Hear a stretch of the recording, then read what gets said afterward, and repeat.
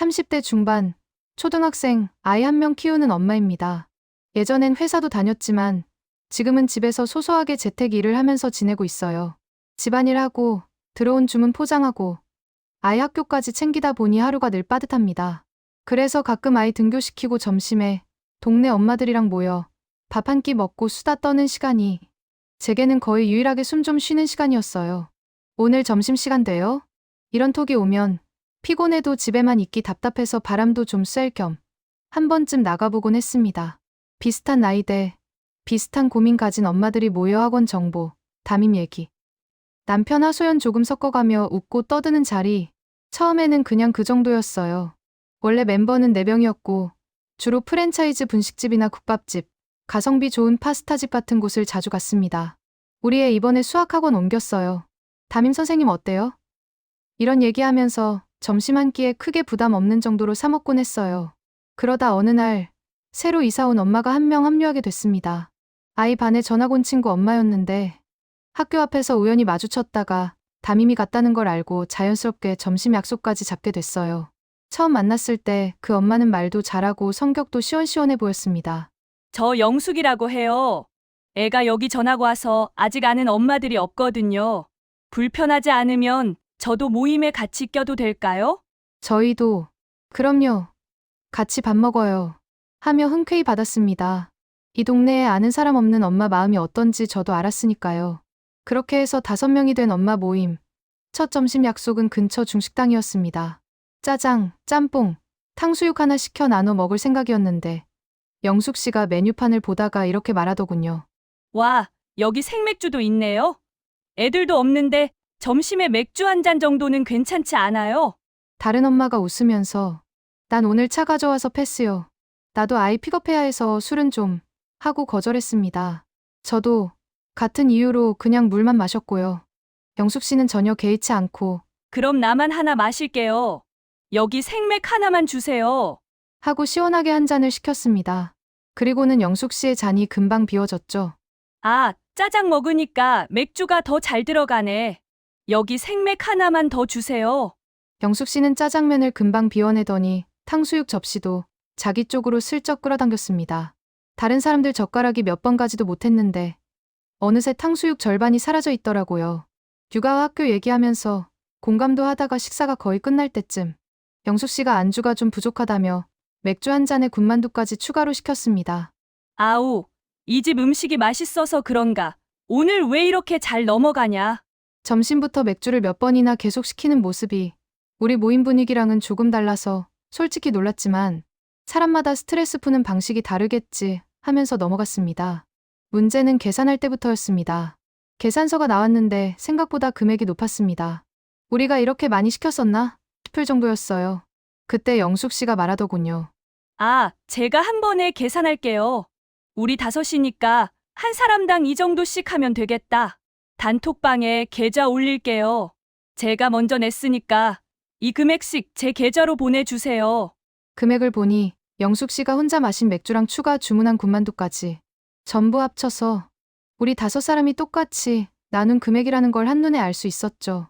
입금하라는 금액을 보고 생각보다 많네 하는 생각이 들었지만 영숙 씨도 처음 나온 자리니까 오늘은 그냥 그럴 수도 있지 싶어 기분이 좀 떨떠름한 채로 조용히 송금만 하고 넘어갔습니다. 그런데 그게 시작이었습니다. 그 다음 모임부터 영숙 씨의 패턴이 점점 분명해졌습니다. 어느 날 파스타집을 갔는데 그 집은 런치 메뉴가 비교적 저렴해서 원래도 자주 가던 곳이었어요. 메뉴판을 보자마자 영숙 씨가 또 묻더군요. 여긴 와인 안 파나? 아, 맥주는 있네.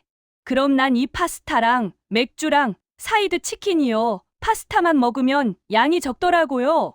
다른 엄마들은 평소처럼 파스타에 탄산이나 아이스티 하나씩 골랐습니다.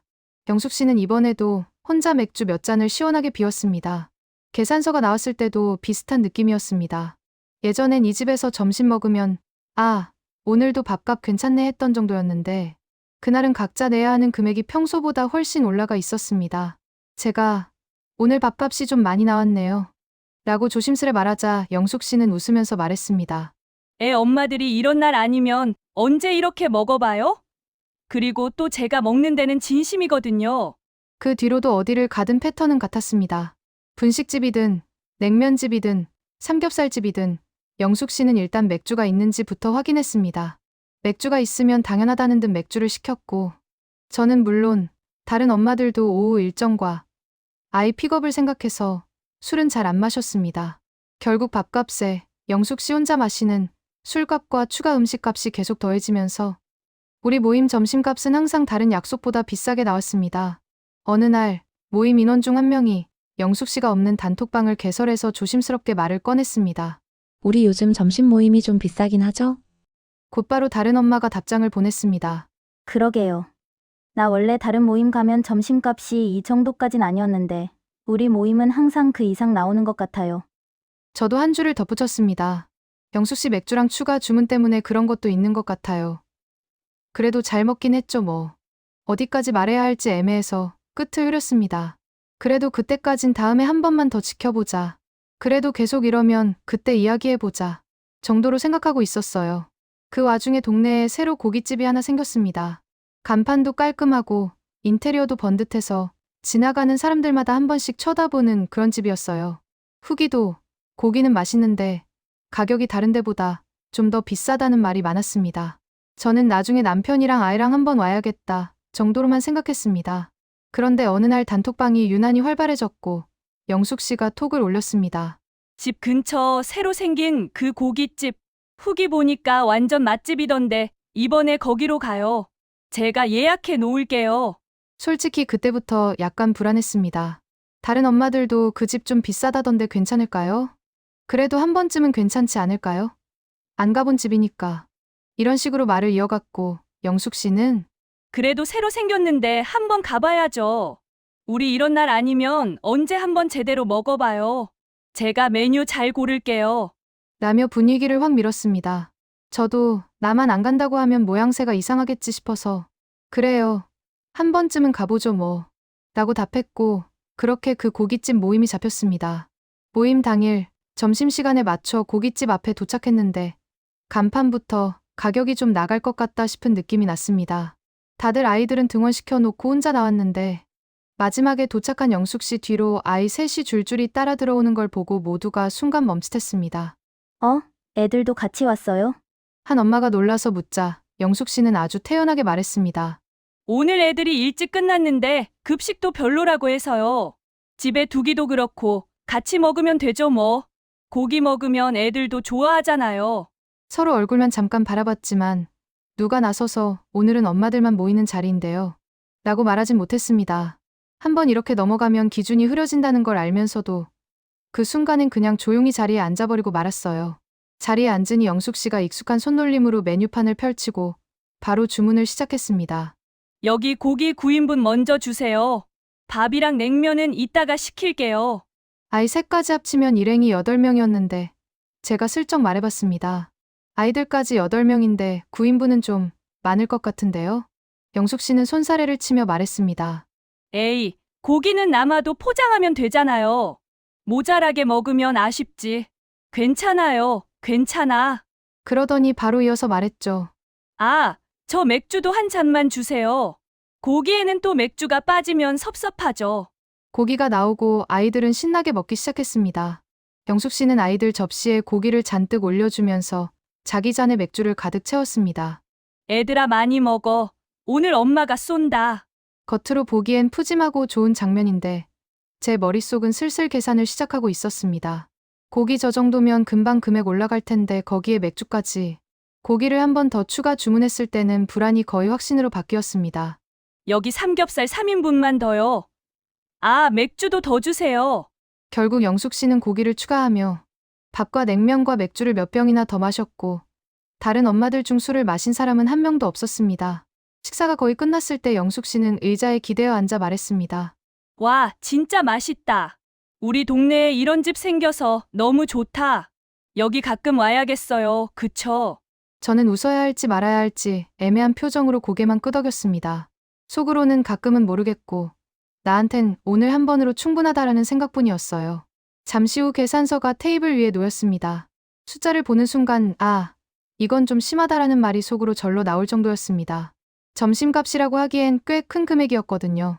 그때 영숙 씨가 계산서를 힐끔 보더니 아주 자연스럽게 말했습니다. 오, 생각보다 나오긴 했네. 그래도 오늘 잘 먹었으니까, 뭐 우리 다섯이니까 한 사람당 이 정도씩 내면 되겠다. 제가 먼저 계산할게요. 계좌번호는 저번에 올린 톡방에 있는 걸로 주시면 돼요. 그 말을 듣는 순간 저는 더 이상 입을 다물 수가 없었습니다. 잠깐만요, 영숙 씨. 제가 먼저 그 말을 꺼내자 테이블 주변 공기가 확 달라졌습니다. 영숙 씨가 웃는 얼굴을 살짝 굳히며 물었습니다. 왜요? 저는 최대한 침착하게 하지만 단호하게 말을 이었습니다. 고기도 영숙 씨 아이들까지 같이 먹었고 맥주도 영숙 씨만 몇 병을 혼자 마셨잖아요. 이걸 우리 다섯이서 똑같이 나누는 건 솔직히 좀 아니지 않아요? 영숙 씨 얼굴이 바로 굳었습니다. 어머, 그 정도도 못 써요. 애들 좀 같이 먹은 게 뭐가 그렇게 문제예요? 그리고 술도 나 혼자 마시긴 했지만 같이 있는 자리가 좋으니까 마신 거잖아요. 엄마들끼리 밥 먹으면서 이 정도도 못 쓰겠으면 너무 계산적인 거 아닌가요? 목소리에 서운함과 공격이 같이 섞여 있었습니다. 저는 숨을 한번 고르고 이번엔 아예 숨기지 않고 제 속마음을 꺼냈습니다. 계산적인 게 아니라 불공평하다는 거예요. 우리는 아이를 안 데리고 나온 거고 술도 안 마셨어요. 영숙 씨는 미리 얘기도 안 하고 아이를 3명 데리고 와서 고기도 더 시켰고 맥주도 혼자 몇 병이나 마셨죠. 그런데 그걸 다 같이 똑같이 나누자고 하면 그게 공평해요? 제가 말을 이어갔습니다. 솔직히 말해서 오늘만 이런 것도 아니잖아요. 예전부터 영숙 씨가 항상 제일 많이 먹고 혼자 맥주 마시면서 똑같이 밥값 내라고 할 때마다 그래, 그럴 수도 있지 하고 넘겼어요. 근데 계속 그러니까 이제는 그냥 우리가 당연히 같이 내줄 거라고 생각하는 것처럼 느껴져요. 그게 제일 불편해요. 그제야 옆에 있던 다른 엄마가 조심스럽지만 분명한 목소리로 입을 열었습니다. 나도 사실 몇 번 전부터는 좀 그랬어요. 나는 낮에는 술을 아예 안 마시는데 그래도 그냥 나눠서 내자고 하니까 그런가 보다 하고 있었거든요. 근데 오늘은 고기도 거의 애들이랑 영숙 씨가 먹고 우리는 많이 먹지도 않았는데 계속 똑같이 나누자고 하니까 이제는 좀 아니다 싶네요. 또 다른 엄마도 용기 내서 말을 보탰습니다. 나도 저번부터 이게 맞나 싶었어요.